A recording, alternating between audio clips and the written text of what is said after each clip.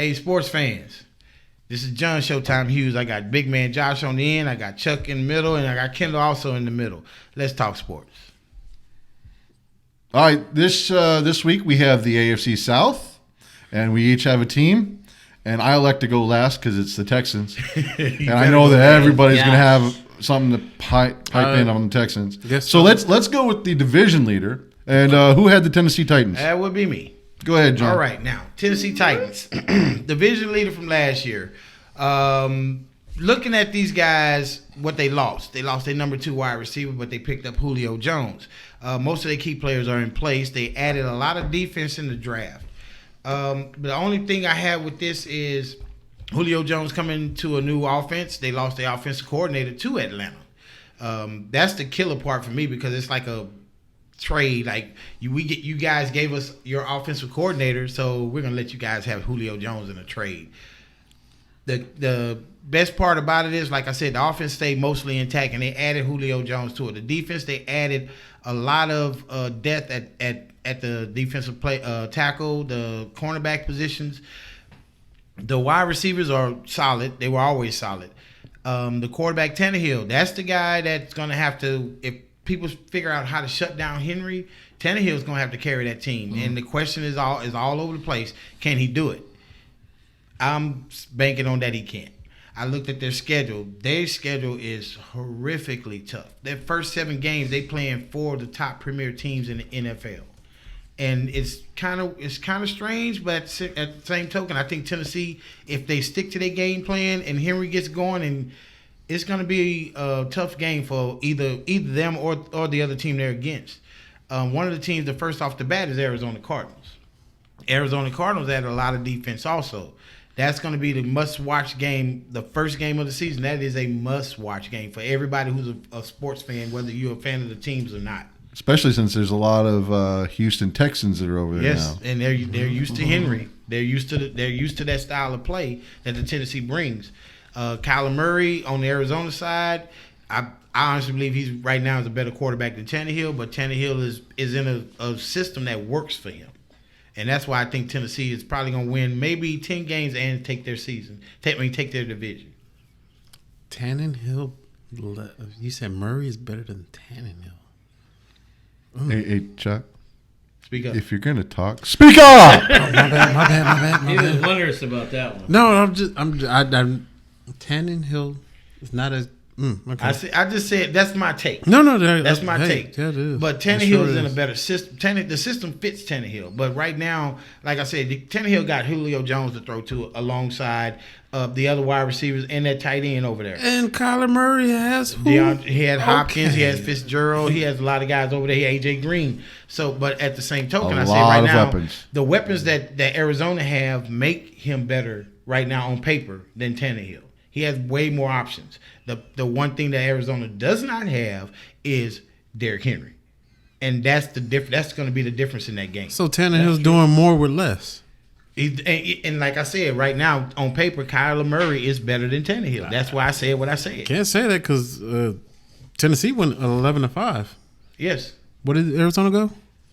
The Tennessee facing the teams this year that they did last year? No, they're not. Arizona went 8-8 last season. Yeah, they went 8-8 last season, but like I said, they got a lot of new hires. They got a lot of new hires. They added a lot of depth at wide receiver. The only thing they didn't do was add depth at running back. But Tennessee already has Derrick Henry. Unless you stop Derrick Henry, Tannehill is going to beat the only person you said that Tannehill has is Derrick Henry. No, I said Julio Jones.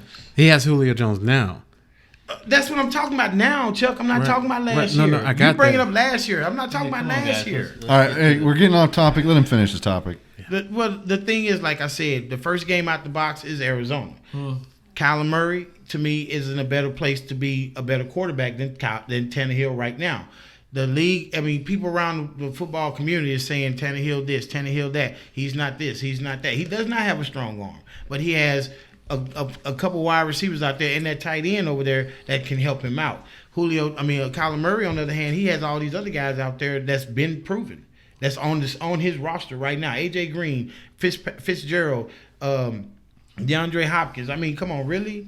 Like I said, the only difference in these teams is the running back, and that's Derrick Henry. That's why I keep saying Derrick Henry. Unless you stop Derrick Henry, you can't stop Tannehill. No, yeah. You have to stop Henry to stop Tannehill. Well, especially with the head coach over there. I can't think of his name. Who's Mike the head coach? Vrabel. Mike Vrabel over there. He's from the Belichick coaching cloth, and he'll use that running game until it stops. And until you stop him. Yeah.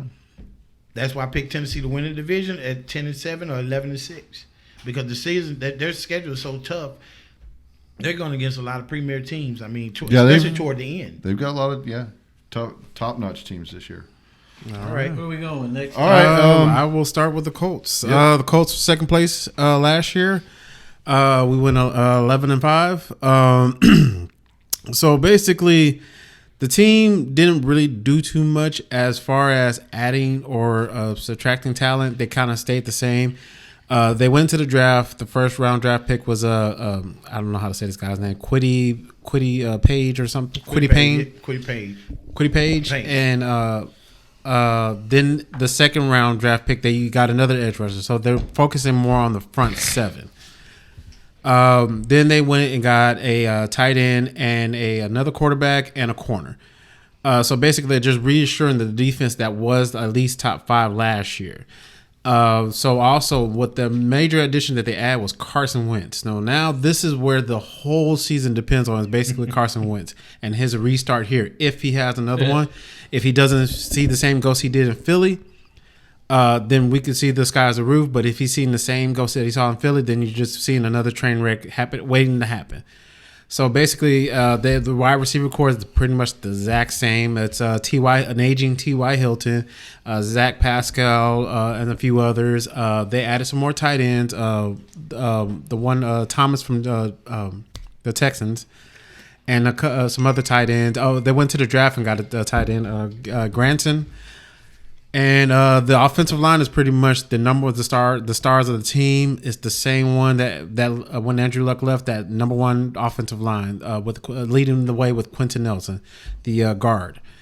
The running backs, Hines and Taylor are still there, so they were good last year and the year before. If they don't have the injuries that they did last year, I can see them going back, repeating 11-5, if not taking the division. And that's it for the teams. Oh, their schedule. Sorry. Their schedule is somewhat tough. I got them going 9-7. 9-8. Sorry, 9-8.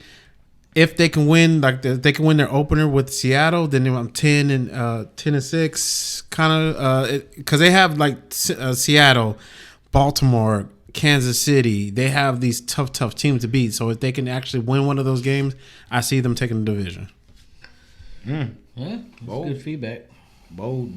And let's not forget, I think one of the reasons why Wentz went there to begin with is because it wasn't his QB coach. Frank Reich was there. He's the head coach. He's the head coach, right? Yeah, he's the head coach. So Carson that's one of the reasons why Carson definitely wanted to go there is because now he's reunited with his original offensive coordinator when he was started off in Philly. Yeah. So which means he should come in with a pretty good idea how but if he's still seeing there's a good chance he could hit the ground running. Yeah, but if he's still seeing the same ghost, because remember he hasn't played again.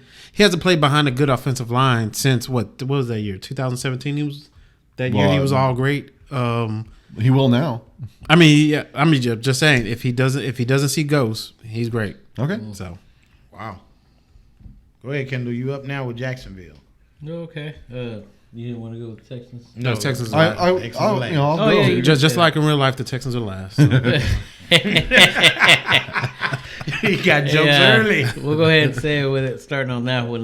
Ladies and gents, I present to you the Jacksonville Jaguars. Okay. Of course, we're in the AFC South, Titans, Colts, Texans, Jags. Now, starting with the team I got to do on my homework because y'all know my team.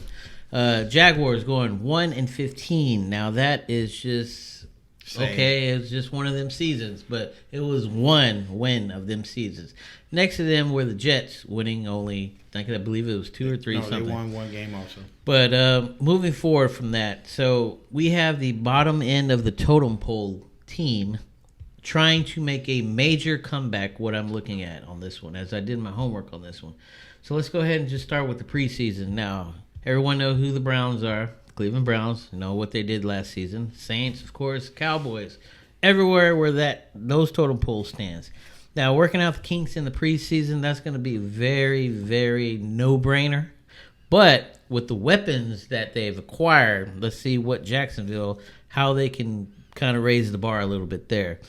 With their season starting, they got the Texans, which was 4-12 last season. Week 2 is going to be the Broncos, which they did 4-11 last season. Week 3, of course, they got the Cardinals, which did 8-8 now. The Cardinals, I don't see them doing too much there. Broncos, it's kind of an if-and. We'll see what happens. Texans, they might have a win on that one. But, it's Jacksonville. But we can't put them out of the water yet. Now, what I want to put in perspective here, they have a lot of brick walls up against them. And we have to keep in perspective, okay, starting with Trevor Lawrence. Picked up. He, as a rookie, has a lot on his plate.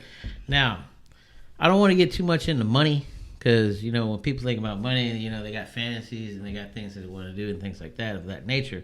But let's just kind of look at and hashtag on his little check there. $36.8 million rookie contract with Jacksonville. $24 million as a signing bonus. That's pretty good for him. He's definitely got to put up or show up. He definitely has a lot to look forward to with his record at Clemson, putting him third best winning percentage by a starter in college. Now let's just keep it at a college level first. 1978. Since 78, no one else has done that. Now this guy has. Okay, so where does that put him on the map with this team? Well, let's look at it again. Head coach Urban Meyer. Well, in his mind for this team, what is he going to be looking for? Well, can Trevor Lawrence be the first rookie quarterback to lead a team to the Super Bowl?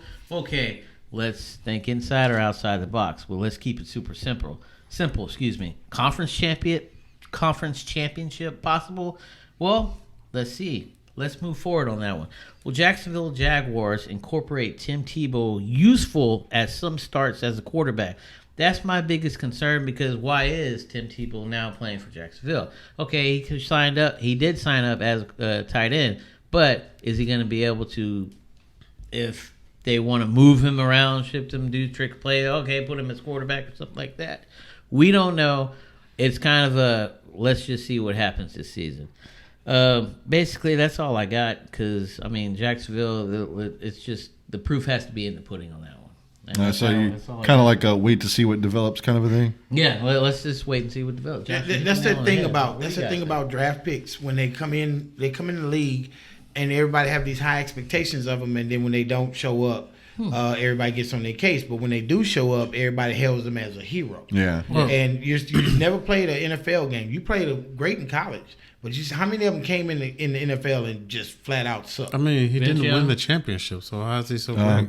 I can think of a few. but we need to go down that list. But with Jacksonville, they did finish the bottom of the league this last year. Took number 1 pick overall. I think they still have a lot of building to go. But offensive line, defensive line, secondary. Let's see what they got. You got winnable games on their schedule. Their schedule mirrors anybody else in the AFC South. The divisions that this division is facing is the NFC West and the AFC East, and so we already know that they're going to have a tough time with probably most of the North, most of the AFC West because all of the AFC because if they even pull off one of those wins, I'll be surprised. And as far as the AFC East, Jets is a definite given, I think, because Jets got too many question marks. But Miami is a close second. Yeah, I can't give Miami. I can't give them a win over Miami. Well, they got Cincinnati, I can't give them a win over Jets. Yeah, and Cincy's on there. But anyway, I believe it would be no problem for Cincinnati for those guys. Looking at Cincinnati's record last year, they were actually just behind the Jets. Well, the number one thing in football is never take a last place team lightly. So that's true. And on any given Sunday, it basically comes down to who shows up. So let's go ahead and finish off the AFC South, which does complete our goal of breaking down every division. With the Texans, and I know that everybody's going to be piping in on this one, so hopefully I can get through this little discourse quickly and we can have our discussions on it afterwards. Not too much to really report on a team that barely made 4 wins. Their losses, granted, were pretty much within a touchdown. And that does say a lot about the team. However, there are so many question marks right now and so many things that happened this season. So first off, let's start with the coaching. Now, they went off and got David Culley. Now, people were kind of upset about this, or I should say some people were upset about this because this is what caused the Deshaun Watson riff. But if you take a look at this is not a bad pickup. This is actually a very good pickup. We're talking about a coach that's coming in, and he's got 27 years of NFL coaching experience. He recently served as if I'm not get it right here, Baltimore. assistant head coach and passing coordinator and wide receiver coach in Baltimore. Prior to that, he also had 16 years of collegiate coaching. So here we have a guy that's got collegiate background and 27 years of NFL coaching. Of that, 10 division titles and 17 playoff appearances. So that pedigree right there says that this guy knows what he's talking about, and it definitely makes me question why Deshaun wouldn't want to get behind that, other than the familiarity that he had with Benjamin, right? Is that how you pronounce that? Eric Bieniemy. Now, so this will be his first year to try to get things up and running. Now, that could be a tall order for most head coaches, especially with what they have talent-wise. Now, the offensive coordinator, which was basically named offensive coordinator last year, actually, correct that, it was February of 2019, it's Tim Kelly. People probably remember when O'Brien finally relinquished the call-playing duties to him. Well, we all agree that O'Brien shouldn't be calling plays to begin with. But this is also Tim Kelly's 7th year with the franchise, so he is definitely not a stranger to the franchise, the organization, or the players. So this could be a good thing. Hopefully, having that stability will get the players on board with everything that the new head coach wants to do. Now, on defensive coordinator side, they went out and got Lovie Smith. I tried to look up to see where he came from. I don't think that he was. He wasn't coaching last year. He wasn't coaching last year. He was not coaching. So, but if you take a look at his pedigree or what he's a pretty solid defensive coordinator. So I'm definitely interested to see what he can do with this defense, because they're going to need all the help they can get with JJ, that heart of the defense, leaving. Somebody's going to have to step up and take that spot, and that is not an easy shoe to fill. This year, they're playing the NFC West and the AFC East, and we all know that those are 2 top-notch divisions. So now we have Belichick on a revenge path with the New England Patriots. We're going to have Buffalo, who had a solid game last year, and we're in the playoffs. And then let's not forget Miami, who is knocking on the door of the playoffs. The only one that's going to be, that's probably going to be a slouch is the Jets. Then you take a look at the NFC West, and you're looking at 3 solid teams with Seattle, the Rams, and then, of course, not to mention San Francisco, and, of course, Arizona's the up-and-comer, and they went 8-8 last year.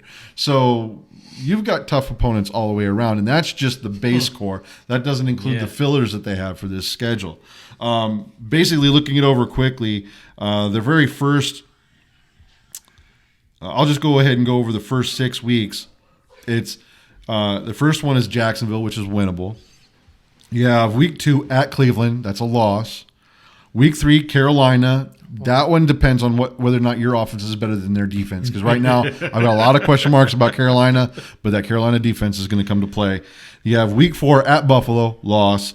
Week 5, New England, even though that's here, loss. And week 6 at Indianapolis, and loss. That's a loss. So really, your season's dismal. This is definitely a rebuilding year, and hopefully they give this guy, David Culley, a good 2 to 3 year to see if he can improve this team. Because if they're quick to pull the trigger like they are on some coaches, this team is going to be at the bottom for the foreseeable future.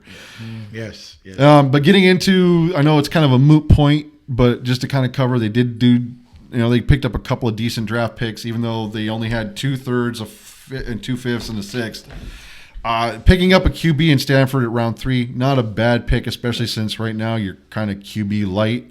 They did go out and pick up Tyrod Taylor because of the Deshaun Watson issue, possible standout. You went out and picked up a wide receiver from Michigan. Then a tight end in Miami, that was round 5. Round 5, linebacker, TCU. Round 6, defensive tackle from Arizona. I mean, from what I understand, from what I can see here, they're trying to fix the problems that left. Josh? They got rid of DeAndre Hopkins, which was a mistake. That's on Bill O'Brien's feet. But they're trying to fix that by getting up. Unfortunately, they only had a round 3. Tight end from Miami, that's probably not a bad pick, especially since they're definitely light in that position over there. But obviously, anything past round 3 is kind of a hit and miss. We're going to have to see how they play out on the field. So with that, I'll leave it up to questions and comments. Just one comment. Basically, what you just said, they need help everywhere. Well, the thing about if you take a look, JJ left, but that defense is still pretty stout. He was the heart. He was the glue that kept them together. Yeah. But I really think that there are players. I mean, I don't think they're going to be terrible. That was a sad day when that happened. Yeah, you took DeAndre Hopkins, JJ Watt leaving. That was a heartbreaking moment. But like what Chuck said, you went and got all these has-been number 1 draft picks, and they didn't show up to play. So me and Chuck talked about this earlier when JJ went off on all of them. Like, you guys need to show up and play and practice every day. Yep. And this led up to what we got right now. Right. And me being a Texan fan from jump, I'm heartbroken just like everybody else. But I'm more angry that the how you say I say management did not even try to stop this ongoing cliff jump, cliff dive, whatever you want to call it. Because the problem is what can they do? I mean, look, depending on where you think these civil suits are stemming from, because I have my own opinion, and we've talked about this off camera. But I mean, the fact of the matter is how much can they do with these civil suits pending now? With Deshaun, and Deshaun is still sticking to his guns. He wants to trade for whatever reason. And I wasn't talking about the civil suits. I was talking about starting with the fall in Kansas City. I mean, the ownership should be looking at everybody like, what the fuck happened? Oh, excuse my French. Sorry. What the hell happened? Why did this happen? Then all of a sudden we're gonna trade our best offensive weapon away? There was a difference when Bill McNair was Dick McNair. Bill McNair was alive. You weren't having these problems. It wouldn't even be an issue. Let's not forget here, gentlemen.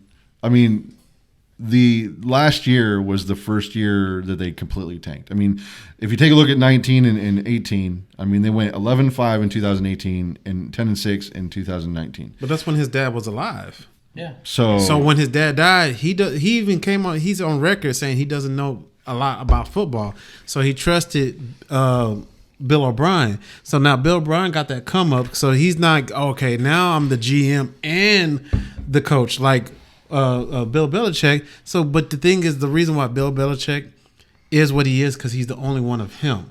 And when the more people like Matt Patricia did in Detroit, and like Josh McDaniels did in Denver, they didn't succeed because you're trying to replicate something that only he knows. He only taught you what he wanted you to know. He didn't teach you all of it. So therefore, when you go to try to replicate, those players are like, "Wait, hey man, this is like New England. We ain't New England." They're gonna rebel, and that's what Deshaun Watson said. And everywhere they went, the Lions, Denver, even in Houston, what did the players do? They rebelled because they're like, "Hey, if you want this to be New England so bad, go back to New England. This is Houston. This is Denver." So, without all that being said, I guess other teams don't want to win. but I mean, look, the thing if you have a formula and it works, why not try it? The problem is, it only works when everybody involved is working toward it. If everybody buys in. That's why it works in New England. If you don't get all in on the system, Belichick drops you, trades you. But Belichick brings you into the system. It's like even though he may have that stern outlook, all his players, the players that play for him, say, "Man, he's taught me more about football than I've ever seen." They're all in, yeah. And they're all in. in. So if like with Josh McDaniels, all of them, they didn't get those players all in. They only had like Tim Tebow all in. They only had what was the guy Trey Flowers in the Lions all in. Houston, nobody in Houston bought into that system because it was confusing to them. So they were like, man. But I think we have enough here, gentlemen. Yeah. Last take on all this AFC South, Tennessee and Colts 1-2 either way. Pretty much. And whichever one of them wins the division goes to the playoffs. Well, they Probably both gonna be the two. same. Both The might. top two might actually. Because last year they're both 11-5. Well, yeah, because I think it's only one. With the addition, right? Instead of 6, it's now 7. So there's a good when you look at the AFC East, AFC South, the AFC West, and the AFC North, the AFC East, I'm looking at Buffalo only. I can't say that. No, I see New England eking in. I see New England making or a run. Miami. Miami is a possibility, but I still give New England a better chance. What about the AFC North? You got Pittsburgh over there. You got Cleveland up there. You got Baltimore up there. The one that I'm going to tell you right, and you're going to be surprised, is going to be the West. I think only one's coming out of the West, and that's Kansas City. Kansas City. Okay, so one come out of Kansas City. Then you got what? I think it's a 7 games. It's 7 teams still, right? Yeah. So three. Potentially, you could get 3 out of the North. 2 and 2. Yeah, potentially you could get 3 out of the North if it got to that point. Yeah. And then you got 2 and 2. So yeah, that rounds it up. Well, I mean, in one. So I mean, yeah, you might miss one. It really depends on what it comes down to, and it really right now it'd be too hard to predict of who's coming. But we'll be doing that right there at the end of preseason. We're gonna do our predictors, right? Oh yes, sir, we are. Yes, we are. People, make sure you tune in, like and subscribe. We out.